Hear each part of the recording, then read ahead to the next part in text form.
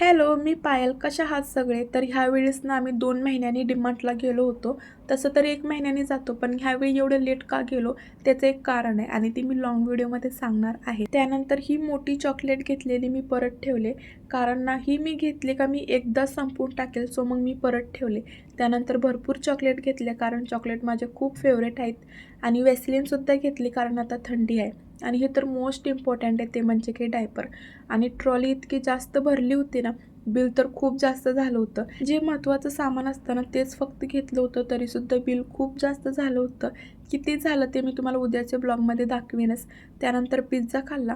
Pizza तर इतकं जास्त टेस्टी होतं ना, काही विचारूच नका. आणि त्या डीमार्टचा पिझ्झा तर एक नंबर असतो. पिल्लूने फक्त वरचं पनीर पनीर खाल्लं. खाल्ल्यानंतर आम्ही टिश्यू पेपरने हात आणि तोंड पुसत होतो. आमचं बघत पिल्लूसुद्धा तसंच करत होता. कारण लहान मुलं आपण जसं करतो ना तसंच करतात. चला भेटू नेक्स्ट व्हिडिओमध्ये. तोवर बाय.